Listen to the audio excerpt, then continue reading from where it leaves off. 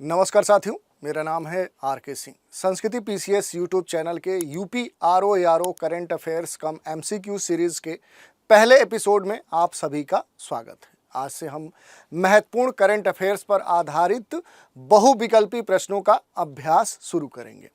तो देखते हैं कि आज के पहले एपिसोड में कौन कौन से महत्वपूर्ण प्रश्न हैं जिन पर हम चर्चा करने वाले हैं। एक एक करके सभी प्रश्नों पर हम बात करेंगे। पहला प्रश्न देख लेते हैं। पहला प्रश्न है, देश का पहला कौशल भारत केंद्र कहाँ खोला गया है? किसकी बात हो रही है? तो देश का पहला कौशल भारत केंद्र, और विकल्प दिए गए हैं भोपाल, संबलपुर, पुरी और भुवनेश्वर। सही उत्तर का आपको चुनाव करना है। तो जो सही उत्तर हो जाएगा आपका हो जाएगा संबलपुर। संबलपुर में ही देश का पहला जो भारत का कौशल केंद्र है वो खोला गया है। और संबलपुर जो है ये कहाँ से संबंधित है? तो ये भारत के उड़ीसा राज्य में अवस्थित है। थोड़ा सा इसके बारे में अगर देखें तो केंद्रीय शिक्षा और कौशल विकास और उद्यमिता मंत्री हैं श्री धर्मेंद्र प्रधान।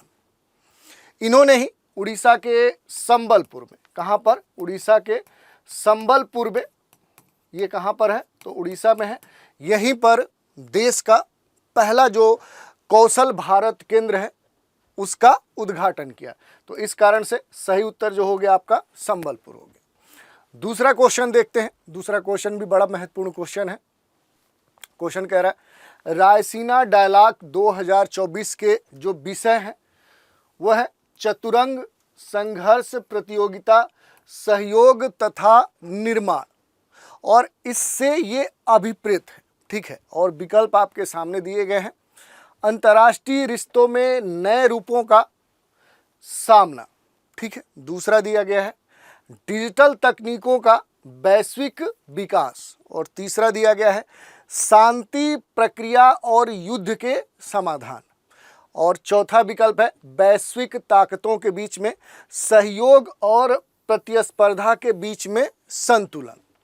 तो देखिए, ये पूछा जा रहा है कि जो रायसीना डायलॉग 2024 है उसके जो विषय थे चतुरंग संघर्ष प्रतियोगिता सहयोग और निर्माण, इससे अभिप्रेत है। तो वही आपसे पूछा जा रहा है। तो इसका जो सही विकल्प हो जाएगा वो हो जाएगा वैश्विक ताकतों के बीच में सहयोग और प्रतिस्पर्धा के बीच में संतुलन। थोड़ा सा हम देखते हैं रायसीना जो डायलॉग 2024 है इससे जुड़े हुए जो महत्वपूर्ण तथ्य हैं। तो देखिए, 9वां जो रायसीना डायलॉग 2024 है इसका जो आयोजन हुआ था वो देश की राजधानी नई दिल्ली में हुआ था। और 9वें रायसीना डायलॉग 2024 का जो शीर्षक था, जो थीम था, जो विषय था वो था चतुरंग संघर्ष प्रतियोगिता सहयोग तथा निर्माण, और वैश्विक ताकतों के बीच में सहयोग और प्रतिस्पर्धा के बीच में संतुलन। और यही आपसे प्रश्न में पूछा जा रहा था। तो उत्तर सही क्या हो जाएगा? डी उत्तर आपका सही हो जाएगा, वैश्विक ताकतों के बीच में सहयोग और प्रतिस्पर्धा के बीच में संतुलन। चलिए अब बात कर लेते हैं तीसरे क्वेश्चन की। तीसरा प्रश्न क्या कह रहा है? तो राज्य खाद्य सुरक्षा सूचकांक, ये इंडेक्स से जुड़ा हुआ प्रश्न है। राज्य खाद्य सुरक्षा सूचकांक 2023-24 में प्रथम 3 स्थान प्राप्तकर्ता जो राज्य हैं, केंद्र शासित जो प्रदेश हैं, उनका सही क्रम क्या है? ये आपसे प्रश्न पूछा जा रहा है। किसके संदर्भ में? तो राज्य खाद्य सुरक्षा सूचकांक 2023-24 का जो इंडेक्स है इसमें पहले 3 स्थान पे कौन से राज्य थे या फिर यूटीज थे, ये आपसे पूछा जा रहा। विकल्प है केरल, तमिलनाडु, जम्मू कश्मीर, गुजरात, तमिलनाडु, बिहार, उत्तर प्रदेश, गुजरात, जम्मू कश्मीर और मध्य प्रदेश, गुजरात और तमिलनाडु। आपको सही उत्तर का चुनाव करना है। तो देखिए, जो सही उत्तर हो जाएगा वो हो जाएगा ए, यानी कि केरल, तमिलनाडु और जम्मू कश्मीर। ये जो सूचकांक है राज्य खाद्य सुरक्षा सूचकांक 2023-24, ये खास तौर पे देखें तो ये सूचकांक भारतीय जो खाद्य सुरक्षा और मानक प्राधिकरण है उसी का क्या है, ये एक इनिशिएटिव है। ठीक है। और इसमें जो पहले स्थान पे राज्य था वो केरल था। पहले स्थान पे कौन सा राज्य था? केरल था। केरल ने इस इंडेक्स में पहला स्थान प्राप्त किया है। इसके बाद देखें तो दूसरे स्थान पे तमिलनाडु था और तीसरे स्थान पे कौन था?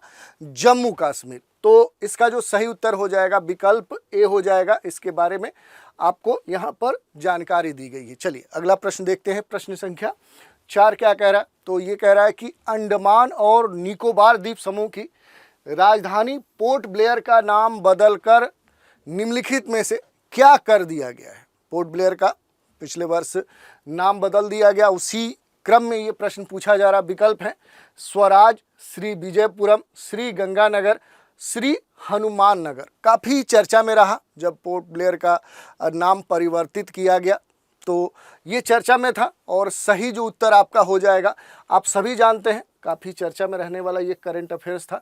नाम पड़ा था श्री विजयपुरम। देखिए केंद्र सरकार ने अंडमान एवं निकोबार द्वीप समूह की जो राजधानी है पोर्ट ब्लेयर, उसका नाम बदलकर क्या कर दिया है? अब विजयपुरम कर दिया गया है। अब इसी नाम से ये जाना जाएगा। तो ये इसका सही उत्तर हुआ। अगला प्रश्न देखिए।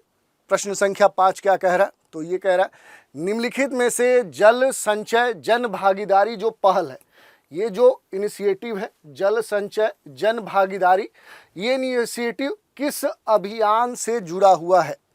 किस अभियान से इसका संबंध है? विकल्प है जल शक्ति अभियान, अटल भूजल योजना, जल क्रांति अभियान और इनमें से कोई नहीं। तो देखिए जल संचय जन भागीदारी जो पहल है, इसका जो संबंध है वो जल शक्ति अभियान से है। तो सही जो उत्तर आपका हो जाएगा वो हो जाएगा ए। इसकी जो शुरुआत है वो प्रधानमंत्री नरेंद्र मोदी ने वीडियो कॉन्फ्रेंसिंग के जरिए सूरत यानी कि गुजरात राज्य से प्रारंभ किया और ये जो पहल है ये जल शक्ति अभियान कैच द रेन से जुड़ी हुई है। तो ये इसके बारे में संक्षिप्त जानकारी हुई। अगला प्रश्न देखते हैं, बड़ा ही महत्वपूर्ण प्रश्न है। उत्तर प्रदेश के गोरखपुर में निम्नलिखित में से किसके द्वारा सैनिक स्कूल का उद्घाटन किया गया? आप सभी जानते होंगे कि यूपी के गोरखपुर में, जहाँ से कहें तो हमारे योगी आदित्यनाथ जो यूपी के सीएम हैं उनका संबंध है, तो वहीं से ये प्रश्न जुड़ता है। उत्तर प्रदेश के गोरखपुर में सैनिक स्कूल का उद्घाटन किया गया, वो जो उद्घाटन है वो किसने किया ये पूछा जा रहा। विकल्प है देश के रक्षा मंत्री राजनाथ सिंह ने, देश के प्रधानमंत्री नरेंद्र मोदी ने, देश के राष्ट्रपति जो द्रौपदी मुर्मू हैं उन्होंने, और देश के उपराष्ट्रपति जगदीप धनखड़। ये 4 विकल्प दिए गए हैं। तो इसका जो सही उत्तर हो जाएगा, आपका उत्तर हो जाएगा विकल्प डी। जो देश के उपराष्ट्रपति जगदीप धनखड़ हैं, इन्होंने ही यूपी के गोरखपुर में सैनिक स्कूल का उद्घाटन किया। तो इस कारण से जो सही उत्तर हो जाएगा आपका कहें तो जगदीप धनखड़, इन्होंने ही इस सैनिक स्कूल का गोरखपुर में उद्घाटन किया था। अगला प्रश्न देखते हैं। प्रश्न संख्या 7, निम्नलिखित में से भारत का पहला राज्य कौन है जिसने आपदा जोखिम प्रबंधन के लिए बीमा समाधान को कार्यान्वित किया है? प्रश्न देखिए, निम्नलिखित में से भारत का पहला राज्य कौन सा है जिसने आपदा जोखिम प्रबंधन के लिए बीमा समाधान को रेगुलेट किया है? विकल्प दिए गए हैं नई दिल्ली, मणिपुर, नागालैंड और लद्दाख। तो ये आपके लिए काफ़ी महत्वपूर्ण हो सकता है। इसके लिए जो सही उत्तर है ये पूर्वोत्तर का राज्य है नागालैंड। नागालैंड सरकार ने भारतीय स्टेट बैंक जनरल इंश्योरेंस के साथ आपदा जोखिम जो प्रबंधन है इसके लिए खास तौर पे आपदा जोखिम हस्तांतरण पैरामीट्रिक बीमा समाधान के लिए समझौता ज्ञापन हस्ताक्षर किया है। और इसमें देखें तो जो नागालैंड है ये आपदा जोखिम जो बीमा है वो लागू करने वाला देश का पहला राज्य बन गया है, फर्स्ट स्टेट बन गया है। तो इस कारण से ये खास तौर पे चर्चा में था। तो ये हमने देख लिया। अगला प्रश्न देखते हैं। प्रश्न संख्या 8 क्या कह रहा है? 3 नए आपराधिक कानूनों के सुचारू क्रियान्वयन में कौन सा एप्लीकेशन सहायक नहीं है? देखिए 3 नए जो आपराधिक कानून हैं, जो क्रिमिनल लॉ है, उनके सुचारू रूप से रेगुलेशन में कौन सा एप्लीकेशन इनमें से सहायक नहीं है? विकल्प है ई साक्षी, ई सम्मन, न्याय सेतु, ई FIR। आपसे यहाँ पर प्रश्न पूछा जा रहा है। तो देखिए, अपने देश के जो गृह मंत्री हैं अमित शाह, उन्होंने देश में 3 नए आपराधिक जो कानून हैं उनके सुचारू क्रियान्वयन के लिए, खास तौर पे उनके रेगुलेशन को सुनिश्चित करने के लिए 4 ऐप लॉन्च किए, जिनके नाम थे साक्षी, जो ई साक्षी है, न्याय सेतु है, इसके अलावा ई सम्मन है और न्याय श्रुति है। ये 4 ऐप लॉन्च किए थे गृह मंत्री ने, लेकिन इसमें EFIR जैसा कोई ऐप लॉन्च नहीं किया गया था। तो सही जो आपका उत्तर हो जाएगा वो हो जाएगा डी। इसके बारे में अगर देखें तो गृह मंत्री अमित शाह ने देश में 3 नए जो आपराधिक कानून हैं उनको सुचारू रूप से क्रियान्वित करने के लिए, उनको रेगुलेशन को सुनिश्चित करने के लिए 4 जो नए ऐप थे, ई साक्षी, न्याय सेतु, न्याय श्रुति और ई सम्मन को लॉन्च किया था। तो ये हमने देख लिया। प्रश्न संख्या 9 की चर्चा कर लेते हैं। केंद्र शासित प्रदेश लद्दाख में नए बने जिलों में से कौन सा जिला शामिल नहीं है? ये ऐसा क्यों पूछा जा रहा है? तो हाल ही में जो सेंट्रल गवर्नमेंट है, केंद्र सरकार है, इसने केंद्र शासित जो प्रदेश लद्दाख है, जो लद्दाख है, इसमें 5 नए जिलों का गठन किया। कितने? 5 नए जिलों का गठन किया और इस कारण से ये चर्चा में थे।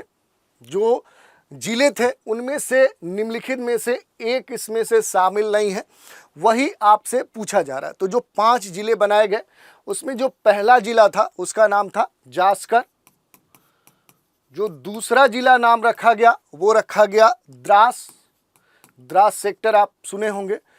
तीसरा जो जिला बनाया गया उसका नाम है साम।